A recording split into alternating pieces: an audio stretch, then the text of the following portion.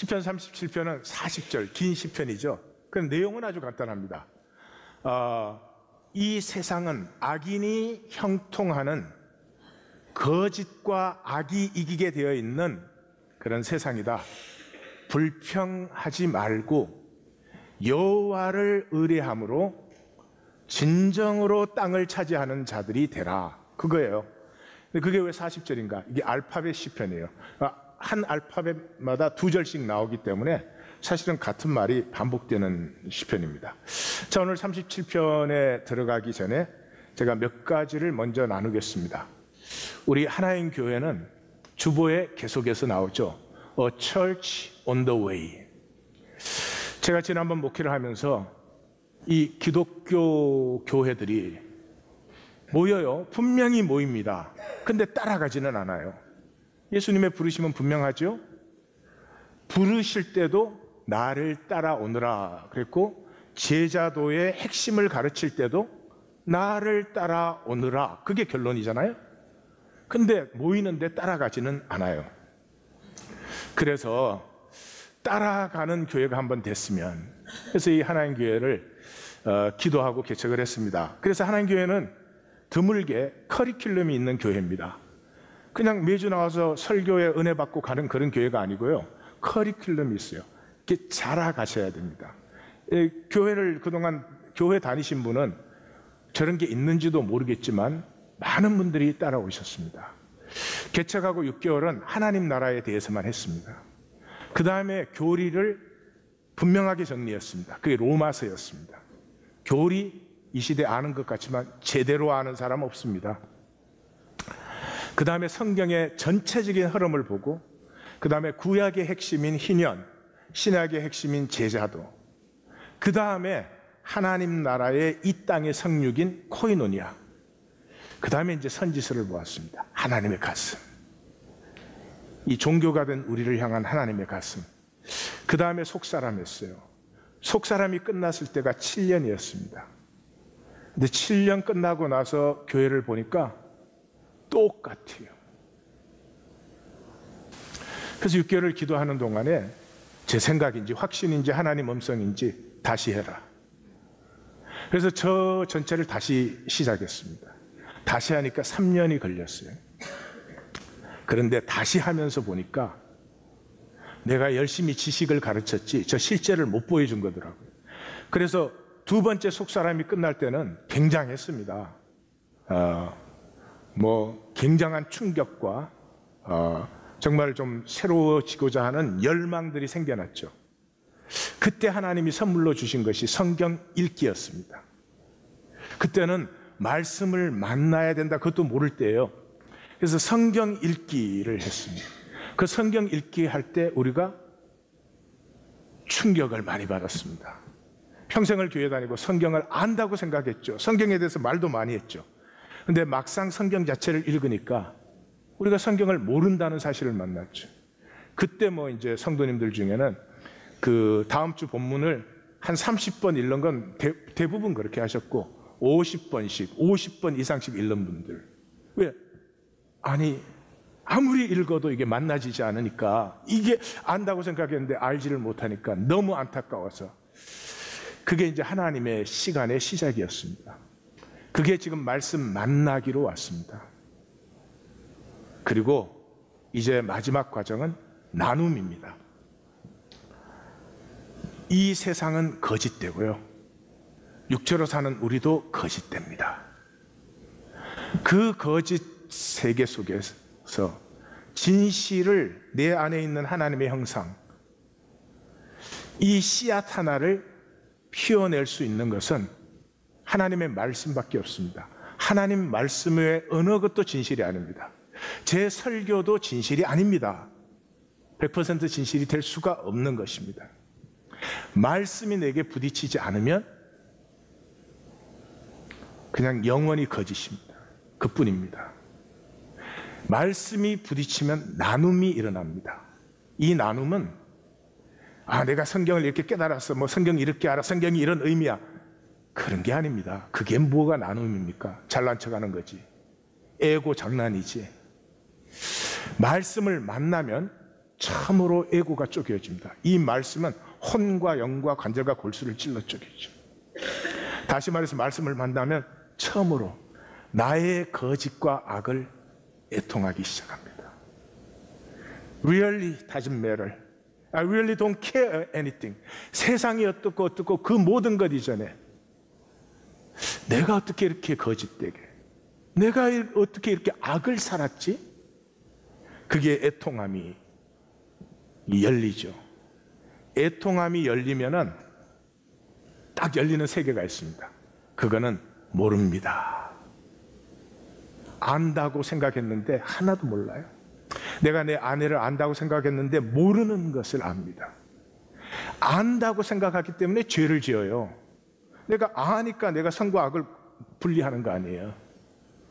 근데 모릅니다 그러면 분별은 일어나죠. 근데 죄는 없어요. 마치 이런 거죠.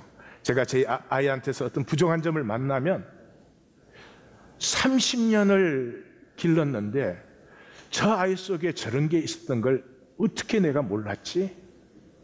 안타까워지고 기도가 열립니다. 이 아비의 심정이죠. 이것이 이제 말씀을 만나는 것이고, 그 나의 거짓과 악의 아픔이 열리는 것이 나눔이 되는 것입니다. 이것 없이 존재가 새로워지는, 물이 포도주로 바뀌는 거짓말입니다. 믿지 마십시오. 절대로 믿지 마십시오. 37편의 주제는 이 세상을 이렇게 거짓과 악이 승리하게 되어 있는 세상으로 만드신 것이 하나님의 섭리인데, 무슨 섭리? 그 안에 하나님을 의뢰하는 자들이 진정으로 땅을 차지하도록. 그때 땅을 이 흙으로 생각하시면 안 돼요. 그건 제국의 길이에요. 제국은 이 흙을 많이 차지하는데 눈이 멀어 있어요. 그 뭐하러 차지하는지 모르겠어요. 성경의 땅은 흙이 아니에요. 그 땅 위의 삶, 그게 하나님의 길이에요. 무슨 삶? 하나 되어 사는 삶. 우리 자녀들은 이렇게 흩어졌다가 다시 만나면 좋고 기쁘잖아요. 하나이니까. 삶은 그렇게 사는 것이에요. 세상에 속으면 뭐를 더 가져야 되고 뭐를 더 잘나야 되고 그런 거에 이제 속는 거죠. 그래서 성경의 창조가 창세기 1장과 2장에 나오겠죠. 그 전체가 창조기사입니다. 그 창조기사의 마지막 절 결론이 뭐예요? 벌거벗었으나 부끄러워하지 아니하더라. 이 창조의 결론이에요. 무슨 말이에요? 우리가 완벽하지 않죠. 우리에게 죄악된 점도 있고 부족한 점도 있고 못난 점도 있지만 그 내 모습 그대로 벌거벗었으나 부끄러워하지 않는, 자식과 부모가, 자식이 부족한 게 뭐 부모한테 부끄러워요? 그렇게 하나 되어 사는 삶, 그것이 하나님이 우리에게 주시는 유업이다. 유업이다. 그것을 누려야 된다. 그래서 자, 그것을 하는 길에 세상 시스템이 절대화가 되면, 이 악과 거짓으로 되어 있는 세상 시스템이 절대화가 되면 믿음은 둘 중에 하나예요. 현실 도피든지 기복신앙이든지. 그 외에 참된 신앙을, 땅을 기업으로 받는 신앙을 절대로 가질 수가 없어요. 지난주에 어떤 성도님이 오셔서 저에게 이렇게 인사를 했습니다. 이학권 성도님, 다음 주에는 쇼를 가야 됩니다. 그래요? 그러면 한번 물어봅시다. 그 쇼 때문에 이 영업에는 뭐 제일 중요한 쇼니까 쇼 때문에 주의를 빠져야 된다고 인사하는 성도, 주의를 잘 빠지는 분일까요? 잘 나오시는 분일까요? 잘 나오시죠? 맨날 빠지는 게 뭐 또 빠진다고 인사를 하겠어? 대번에 거가 나오네. 자, 두 번째, 빠지는데 그래도 목회자한테 와서 인사를 하는 성도, 그래도 꽤 열심히 하는 성도일까? 우리 같은 성도일까?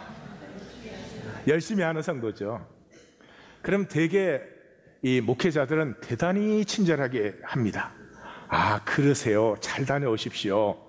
그리고 조금 오버하는 목회자면 기도까지 해줄 거예요. 가서 복을 받을지어다 뭐 이렇게. 친절하게 하죠. 제가 친절하게 대답했습니다. 가야 되면 가쇼. 그러니까 이 성도님이 친절한 대답을 기대했다가 속이 상하니까 저한테 이렇게 말했어요. 그러면 안 가고 살 수 있어요? 이러더라고요. 그래서 안 가고 못 살면 가야지. 자, 그렇게 대화가 끝났습니다. 제가 뭐를 지금 말씀드리고 싶어요? 그분에게 먹고 사는 일은 이미 절대화되어 있습니다. 클 수도 있고 작을 수도 있지만 절대화되어 있습니다. 절대화 아닙니다. 만약에 그분이 아팠으면, 병원에 입원해야 되면 그래도 갔을까요? 안 갔죠. 그러니까 절대로 절대화될 수 없죠. 두 번째, 이 종교의 시대에 어려운 얘기지만 그분이 예배의 가치를 알았더라면 절대로 가지 않습니다. 그건 어려운 말이니까 간두고요. 세상 시스템이 절대화되어 있는 사람은 먹고 살려니까 대부분 그렇죠. 그러나 한 가지는 기억하셔야 됩니다. 세상 시스템이 절대화된 사람에게 주님은 절대화될 수 없습니다. 두 가지를 섬길 수 없어요. 그러니까 주님 그러지만 그건 말로 하는 주님이고 진짜 주님은 아니시죠. 자, 이것을 놓고 우리가 오늘의 말씀으로 들어가 보십시다. 첫 번째, 나눔의 시간에 우리는 서 있습니다. 무슨 나눔의 시간에? 이제 기독교라는 종교는 저물고 있습니다. 전에는 제3세계라도 가면 기독교가 환영받았는데 이제는 제3세계까지도 기독교 환영받지 못합니다. 저물고 있습니다. 섭리죠. 저문다는 말은 기독교가 끝난다는 말은 아니죠. 저물고 있기 때문에 두 부류가 생겨납니다. 이 기독교가 이렇게 자꾸 가짜가 되어감에 따라서 그 틈에서 그 안에서 장난치는 사람들과 숫자는 적지만 진실되게 찾는 사람들, 분명히 이것은 아니었는데 그게 나누고 있죠. 다시 말하면 교회 다니기와 말씀 살기가 나누어지고 있어요. 교회 다니기는 종교에 소속되는 거죠. 알죠? 교리 깊이 알고 그거 가지고 뭐 말장난이 많습니다. 소위 교회를 다니시는 분들이 평생 가야 성경 한 번 제대로 읽지 않습니다. 우리 신앙은 이거밖에 없는데 이거 한 번 정독을 못합니다. 근데 무슨 신앙입니까? 웃기는 거죠. 그럼 뭐가 남았어요? 목회자와의 관계입니다. 목회자와의 관계가 좋으면 뭐 열심도 나고 잘 보이고 뭐 직분도 받고 뭐 그러는 거죠. 이 교회는 그런 면에서 상당히 불편한 교회죠. 친절한 학권시가 아니니까. 문제는 뭐예요? 에고의 거짓이죠. 뭐 사역이 말씀 사역이 됐든 찬양 사역이 됐든 뭐 선교지가 됐든 뭐 사회 봉사 사역이 됐든 다 자기 성공 위해서 하잖아요. 하나님 나라 위해서 하는 사역을 보셨습니까? 목회가 그렇게 되니까 어떻게 되죠? 교인들, 제가 성도들이라고 하지 않았습니다. 교인들도 자기 위해서 교회를 다닙니다. 얘기는 끝난 것이죠. 오늘의 기독교는 부끄럽기도 하지만 무기력합니다. 그래도 우리의 장점은 있죠. 세상 어디와 비길 수 없는, 그게 뭐죠? 말씀입니다. 우리는 계시의 주 통로인 말씀, 결코 피할 수 없는 말씀을 가지고 있죠. 그런데 그 말씀이 설교로 바뀌어져 있습니다. 설교는 성경에서 나온 것이 아니고 헬라의 소피스트와 유디의 해당 전통에서 나온 것입니다. 같은 대상을 향해서 같은 사람이 같은 장소에서 정기적으로 하는 설교는 구약에도 없습니다. 신약에도 없습니다. 예언자들, 선지자들의 예언은 말씀을 전달하는 거죠. 배달이었죠. 근데 설교자는 주방장이에요. 자기가 요리를 합니다. 은혜스럽기가 말씀은 절로 가랍니다. 그럼에도 불구하고 성화는 일어나지 않죠. 인간의 메시지니까. 인간의 메시지 속에는 함량의 차이는 있지만 거짓이 들어있습니다. 성도들을 어떻게 내 마음대로 좀 조정하고 싶은, 어쩔 수 없죠. 거짓은 진실을 표현할 수 없습니다. 설교는 인간의 메시지로 성화가 일어나지 않습니다. 말씀은 중심을 전환시키죠. 혼과 영과 관절과 골수를 찔러 쪼갭니다. 반드시 성화가 피어납니다. 그래서 설교는 홍수가 났는데 말씀은 만날 수가 없는 그런 시대에 우리가 살고 있습니다. 그것이 교회 다니기입니다. 두 번째는 말씀을 살기입니다. 그게 성육된다는 거죠. 기독교는 성육은 예수님만 하시는 건 줄 알아요? 아니요. 그리스도의 장성한 분량까지 자라라고 했잖아요. 신의 성품에 참여하는 자가 되라고 했잖아요. 범사에 그에게까지 자라라고 했잖아요. 그게 뭐예요? 말씀이 나를 통해서 피어나는 거죠. 굉장한 복입니다. 왜냐 그러면 말씀이 임해서 내 안에 있는 하나님의 형상이 피어날 때 내 에고가 그럼이 되기 시작합니다. 내가 부족하게 살았던 것, 내가 악하고 죄지었던 것 때문에 더 생명이 풍성해지는, 그래서 사도 바울은 죄가 더한 곳에 은혜가 더욱 넘치도다. 그래서 말씀이 임하면 에고가 금이 가기 시작하고 하나님의 형상으로 임해서 그것이 피어나기 시작하는데, 이것은 굉장한 집중력을 요구합니다. 이렇게 설교 듣는 것으로 되지 않습니다. 생각은 어지럽잖아요. 모든 것에 이 리액트하는 게 생각이니까. 사람에게 보이려고 하는 거니까 이것도 잘 보여, 이것도 완벽하게 보여. 그것으로는 생명이 낭비되지 생명이 자라지 못하죠.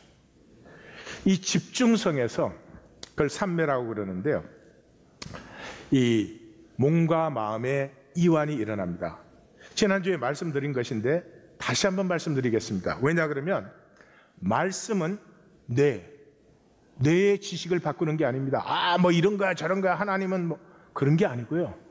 말씀은 임하면 영과 육을, 몸과 마음, 생명력 전체를 새롭게 합니다.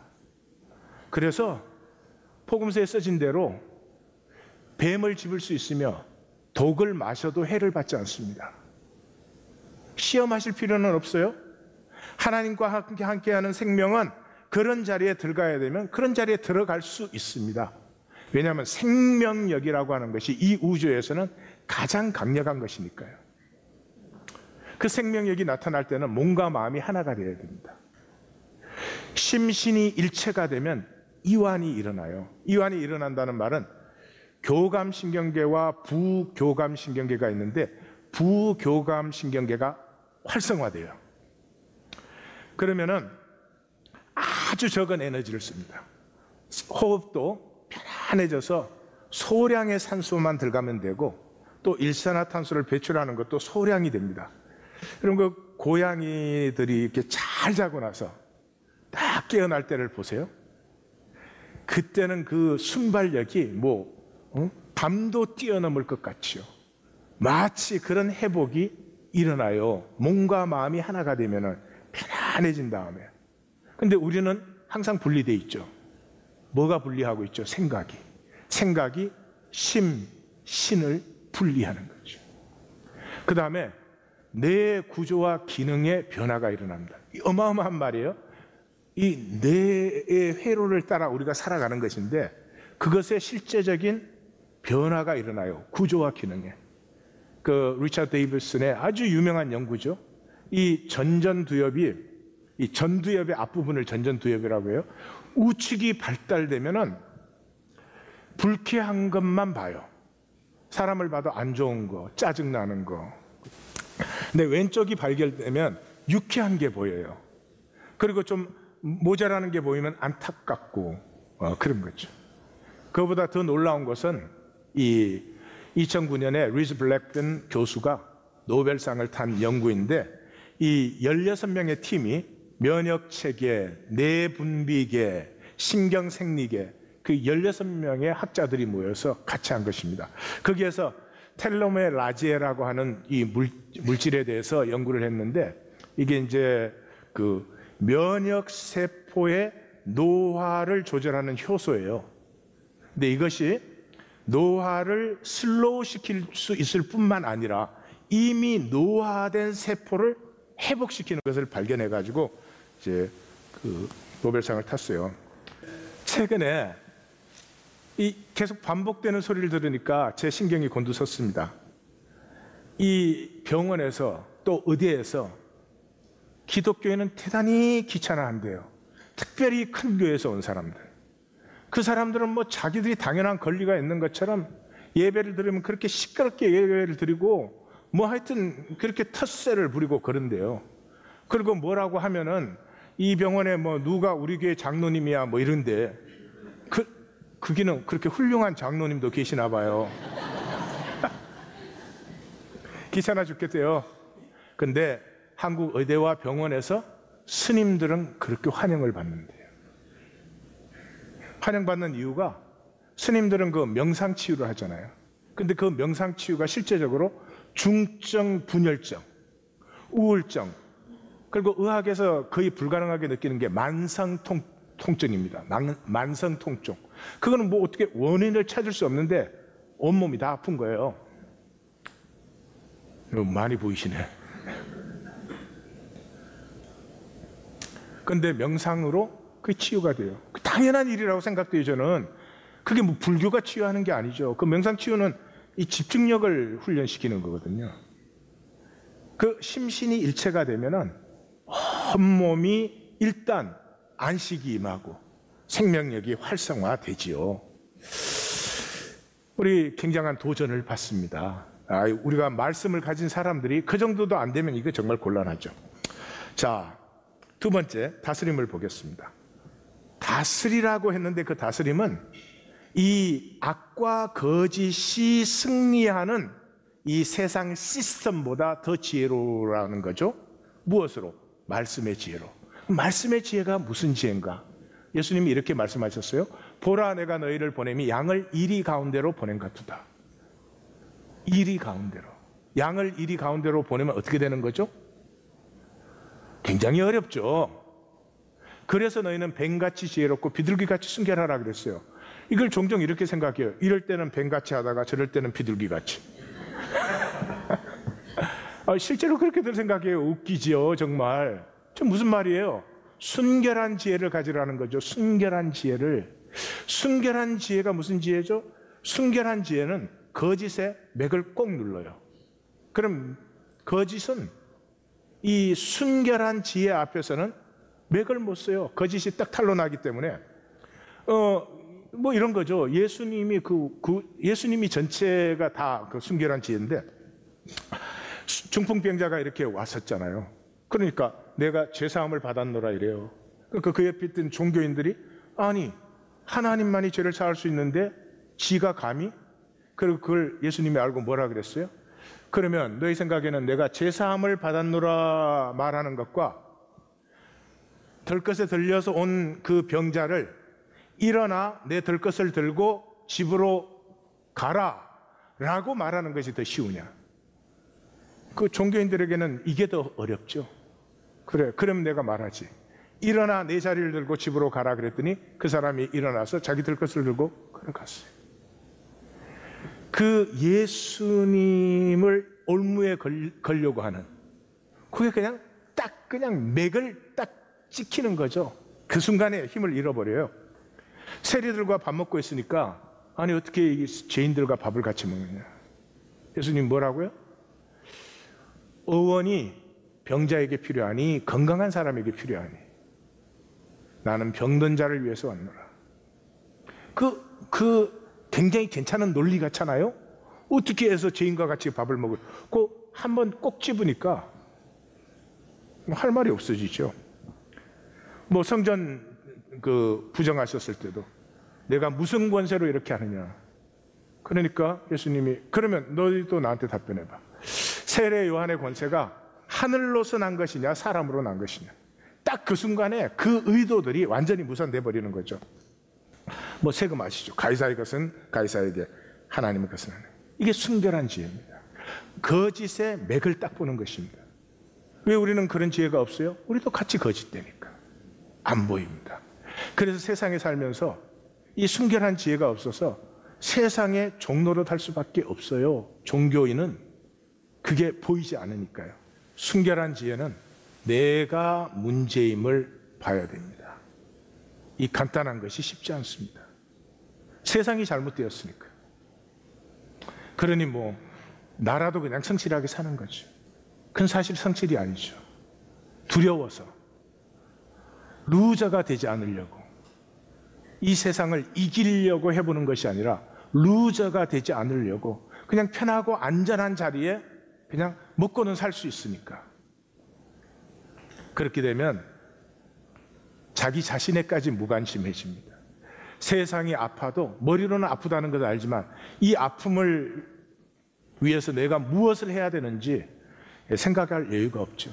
버나드 쇼는 가장 사악한 죄는 인간에 대한 무관심이다 그랬습니다. 맞는 말씀이죠. 이 가난한 아빠와 부자 아빠를 간단히 나누면 이렇습니다. 그 책은 뭐 복잡한데, 가난한 아빠는 항상 이렇게 말합니다. 자식에게 공부를 열심히 해서 좋은 학교를 가야 된다.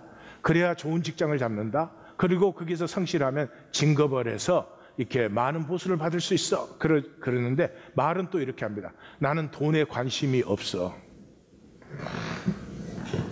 때려주고 싶어. 부자 아빠는 이렇게 말합니다. 돈 위해서 일하지 마. 사람이 돈을 위해서 있는 건 아니잖아. 돈이 날 위해서 일하게 해야 돼. 그리고 항상 이렇게 말해요. 돈이 모든 것을 결정해 라고 말을 합니다. 무엇보다 가난한 아빠의 특징은 수입에서 지출로 넘어가는 것입니다. 다시 말해서 수입이 있으면 그걸 가지고 지출을 하는 거죠. 그런데 부자 아빠는 수입이 있으면 자산으로 옮깁니다. 그 자산에서 수입이 나온 것으로 지출을 합니다. 우리는 자본주의 사회에 사니까요. 이제는 더 이상 일해서 돈을 버는 시대는 평생 힘들죠. 이제는 싫든 좋든 주식, 채권, 투자성 부동산, 지적재산권, 등등등 자산이 돈을 창출하는 그런 구조 속에 있습니다. 그래서 이 가난한 아빠는 이러는 거죠. 수입이 조금 올라가면 대부분의 지출을 같이 올립니다. 가장 이 사람이 예로 드는 게 집입니다. 수입이 좀 올라가면 집을 사요. 그리고 자산이 생긴 걸로 착각을 합니다. 집은 자산이 생긴 게 아니죠. 집을 딱 사는 순간부터 모기지 내야죠. 그 다음에 이자 내야죠. 관리비가 들어가죠. 또 집을 샀으니까 가구라도 하나 넣어야 되죠. 장식이라도 해야죠. 계속 지출입니다. 뿐만 아니라 그 돈은 묶인 돈입니다. 전혀 이익을 창출하지 못합니다. 부동산이 많이 올라가는 지역에 있으면 좀 올라가겠지만 그것은 이 자산 운용과는 비교할 수가 없다, 그런 것이죠. 그래서 제가 지난번 목회를 할 때는 이 중국 분 몇 분 친한 분이 계셨어요. 그분이 항상 저에게 하는 얘기가 있어요. 한국 사람은 돈 생기면 집 산다는 거예요. 이해가 안 간다는 거예요. 중국인들은 돈이 조금만 생기면 한 10명이 이렇게 돈을 같이 모아서 반드시 투자를 합니다. 그 투자에서 생긴 자산에서 지출을 하는데 한국 사람은 수입에서 항상 지출을 해요. 그러니까 수입이 올라가면 바로 지출이 올라갑니다. 수입이 올라가면 일단 차 좋은 거 삽니다. 그러면 한국 사람이 이렇게 모기지만 내는 줄 알아요. 아니, 차 사면 모기지 내야죠. 텍스 내야죠. 텍스를 살 때만 냅니까? 기름 넣을 때마다 텍스 내는 것입니다. 하여튼 그래서 한마디로 이 기요사키는 그러죠. 가난한 아빠는 수입이 올라가면 사치가 올라가요. 부자 아빠는 수입이 올라가면 자산이 올라가고 자산에서 수입이 나올 때만 사치가 올라간다. 이제 그런 얘기를 해요. 그래서 중요한 것은 이 시스템에 순종하지 말라는 것이죠. 시스템 당연한 게 아니라는 거죠. 그 예를 이제 몇 가지 줬는데 제일 우리에게 다가오는 예가 직장인이에요.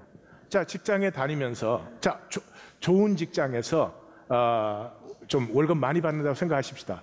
한 20만 불 받는다고 생각하십시다. 그러면 이 사람은 이 사람이 열심히 일해서 좋은 성적을 올리면 제일 많이 혜택을 보는 게 누구죠? 이 사람을 고용한 사람이에요. 그 다음에 직장 다니는 사람은 미국에서는 많이 받든 적게 받든 1월에서 5월까지는 오로지 세금 내기 위해서 일하는 것입니다. 대부분 이걸 처음 들으면 그게 무슨 말인가 싶어요. 왜냐 그러면 우리는 세금을 소득세와 재산세만 세금인 줄 알아요. 아니요, 미국 시스템은요, 날 때 세금 내요, 기저귀 살 때 세금 내요, 학교 갈 때 세금 내요, 식사할 때 세금 내요, 물건 살 때 세금 내요, 죽을 때도 세금 내요. 아십니까? 그 세금 낸 것에 된 것을 처리할 때 또 세금 내요. 그래서 5달은 세금만 버는 거예요. 근데 그걸 이 사람 말은 멍청하게 따라간다는 거죠. 그러면 세금 안 내냐? 이 사람은 간단한 해결책이 있다는 거죠. 왜? 자본주의는 기업으로 돌아가게 되어 있습니다. 미국의 기업이라는 건 주식회사만 기업이 아니고 기업 종류가 굉장히 많습니다. 그러니까 개인은 정말 무기력합니다. 그러한 시스템에 그걸 절대화시키고 당연해서 그렇게 살아나는 것이 아니라 그것과 싸우라는 거죠. 세상과는 싸워야 됩니다. 비겁하게 세상에 순종하면서 하나님 믿습니다, 그러지 마십시오. 기독교, 우리의 가정, 우리 자신 다 세상 속에 있는 현상이죠. 싸워야 됩니다. 기독교 안에 거짓과 악이 있잖아요. 우리 가정 안에 거짓과 악이 있잖아요. 싸우셔야 됩니다. 자신과 무엇보다도 싸우셔야 됩니다. 내 안에 거짓과 악을 그냥 인정하고 사는 게 아니죠. 자, 그런데 이제 이 부자 아빠가 말이죠, 제일 웃기는 건 교회 안 다녀요, 하나님 안 믿어요. 그런데 11조를 철저하게 해요. 그래서 이 기요사키도 11조를 철저하게 해요. 이 사람들의 11조는 뭐 이제 사회 구제하고 뭐 이런 거, 사회사업하고 그런 거죠. 근데 그 부자 아빠가 그럽니다. 나눔 없이 나눔 받기는 도둑질이다. 내가 나누지 않는데 나눔 받기만을 원하는 것은 그렇게는 절대로 부자가 되지 않는다, 그런 것이죠. 세상은 싫든 좋든 다 통하고 있습니다. 시편 우리 19편에서 그랬죠. 날은 날에게, 밤은 밤에게, 들리는 소리가 없어도 온 땅에 통하고 땅끝까지 이르릅니다.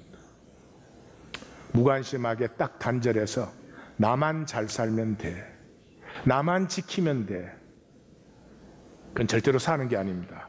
죽음을 사는 것이죠. 한 가지를 더 나눕니다. 스탁데일 패러독스라는 것입니다. 스탁데일 패러독스는, 이 스탁데일 장군은 미국의 해군 장성인데 베트남 전쟁 때 포로가 되었던 최고위 장성입니다. 포로로 잡혔는데 이 사람을 전향시키고 이 사람에게서 이제 정보를 뽑아내기 위해서 일부러 수갑을 채운 채로 잠을 자게 합니다. 여러분, 잠이 오겠습니까? 그 다음에 음식은 죽지 않을 정도로 줍니다.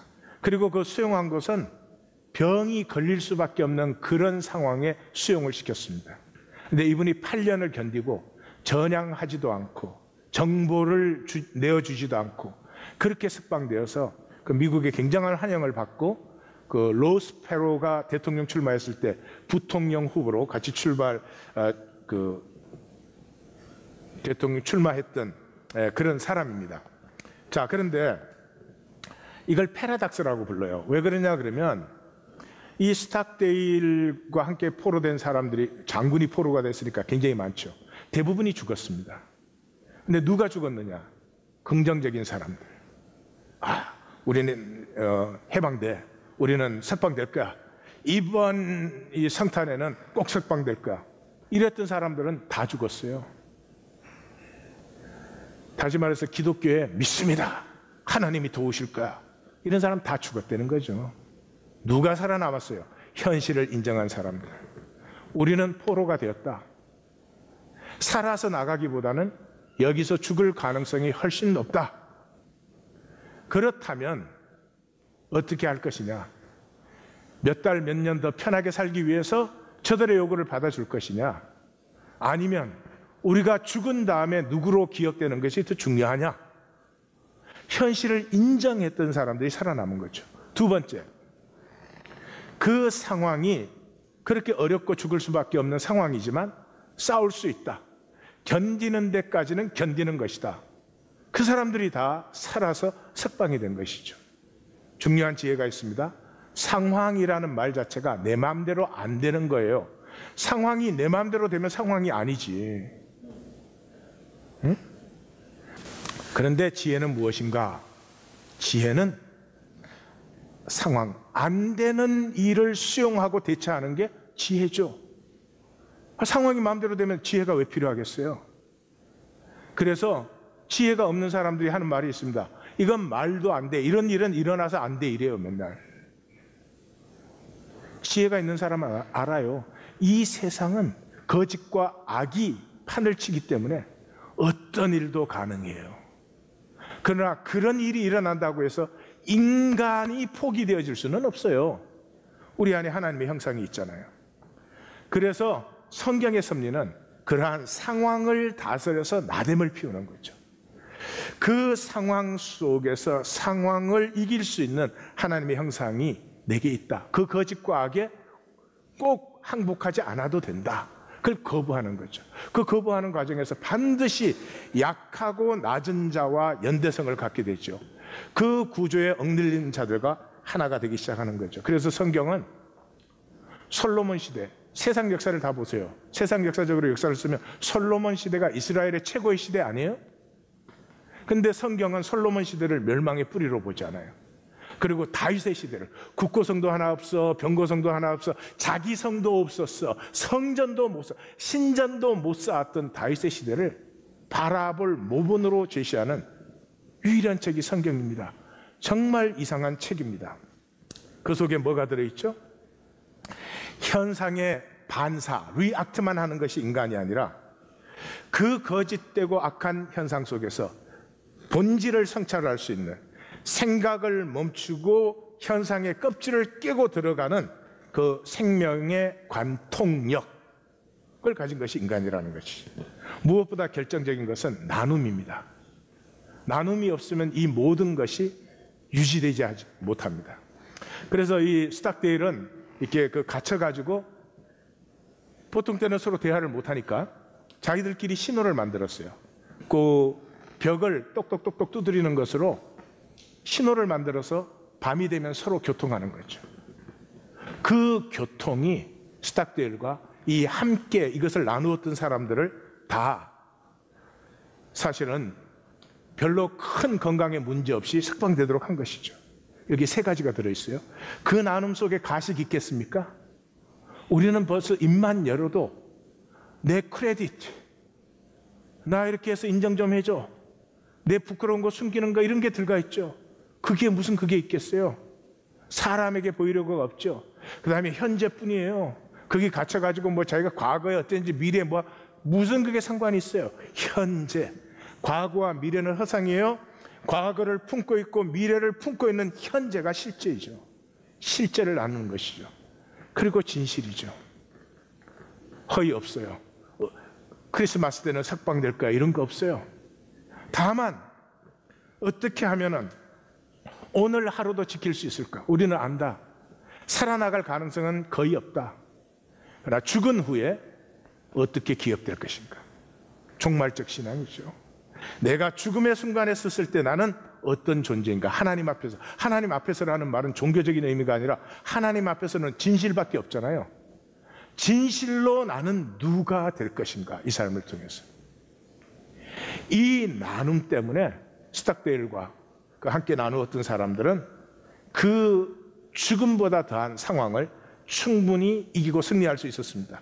그래서 예수님이 그러잖아요. 사람에게 보이려고.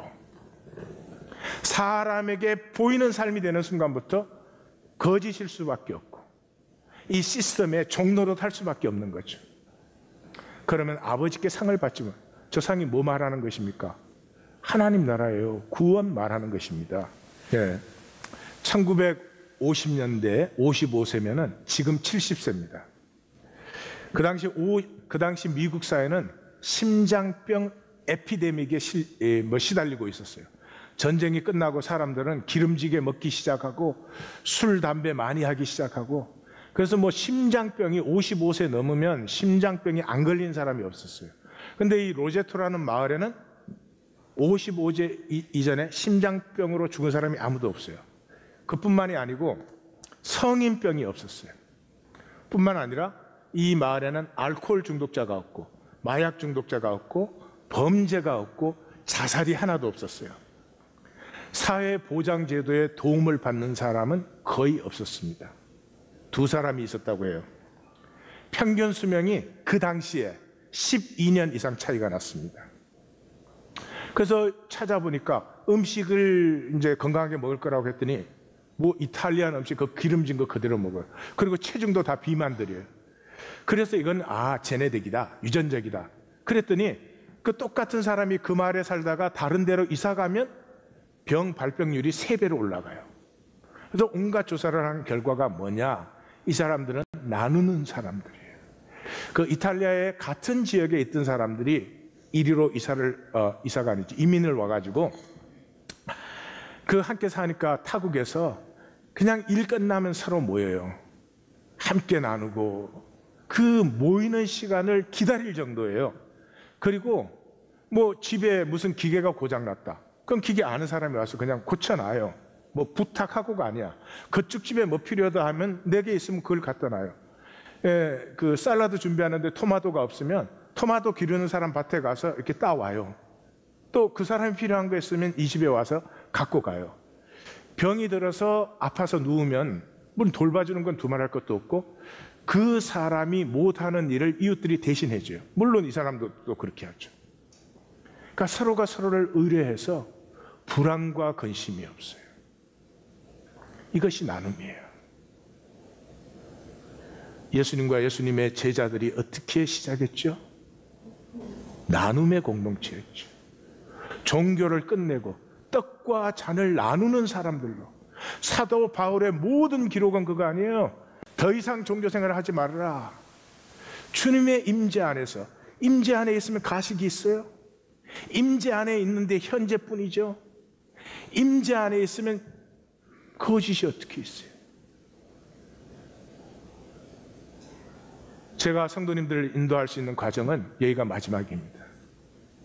계속해서 제 설교 듣는 신앙생활 하셔서는 안 됩니다. 무슨 능력이 있습니까? 이제는 성도님들이 못 만나도 괜찮아요. 잘 못 만나도 직접 말씀을 만나고 그 만난 말씀을 나누는, 그 갖고 아는 척하는 게 아니고 그 말씀을 만났을 때 내 혼과 영과 관절과 골수를 찔러 쪼개며 나의 거짓과 그것을 내 스스로 아파하지 않으면 평생 내가 그것에 종로를 하는 것이죠. 이제는 시간이 이르렀습니다. 하나님이 우리를 여기까지 인도하셨잖아요. 시간이 이르렀습니다. 저와 함께 가셔야 됩니다. 자, 37편 전체 한마디로 말하면 상황을 다스리라는 거죠. 그 상황을 하나님이 주셨어요. 어떻게? 내 안에 하나님의 형상을 피워내기 위해서. 내 안에 하나님의 형상이 피워낼 때 어떻게 해요? 땅을 차지해요. 땅은 이 흙을 차지한다는 게 아니라 그 땅에서 일어나는 삶을, 하나님 안에 일어나는 삶이 뭐예요? 나눔과 베품이죠. 반복적으로 얘기하잖아요. 악인은 인색하나 의인은 베풀고 주는도다. 의인은 항상 베풀고 나누니 그 자손이 복되도다. 성경적 영성은요, 말씀이 성육되는 것이죠. 성육. 하나님의 나라가 하늘에서 이루어진 것처럼 땅에서 이루어지다. 새 예루살렘이 하늘에서 땅으로 내려오죠. 말씀이 육신이 되는 것이죠. 그것에는 이것이 들어있죠. 다스림. 다스림은 뭐예요? 어디서 시작해? 대단한 거 아니잖아요. 현실을 인정해라. 현실을 인정해라. 현실의 핵심인 나. 내가 거짓되고 악하다. 인정하라. 두 번째, 그러므로 말씀이 임하지 않는 한 나는 계속 거짓되게 있습니다. 말씀이 임했을 때 그 애통함을 나누라. 여기에 진리가 역사하기 시작하는 거죠. 그곳에 말씀이 성육되고 그 사람들이 땅을 차지하는 사람이 됩니다. 마지막으로 제 메시지 하나 더 나눕니다. 말씀은 영과 진리다. 머리로 배워도 지식이 될 뿐 삶으로 성육되지 않는다. 가슴으로 만나야 한다. 쉐마는 머리로 안 된다. 가슴이 뜨거워져야 됩니다. 몸이 산 제물로 드려져야 됩니다. 가슴이 뜨거워지면 나를 나누는 게 즐겁죠. 내가 파악 분석한 성경은 또 하나의 애국계입니다. 혼과 영과 관절과 골수를 쪼개 존재를 새롭게 하는 말씀이 임해야 한다. 말씀 앞에 겸비함으로 머물라. 임한 말씀을 나눔으로 가슴이 열리게 하라. 생수로 솟아나는 생명의 삶을 누리라. 기도하십시다.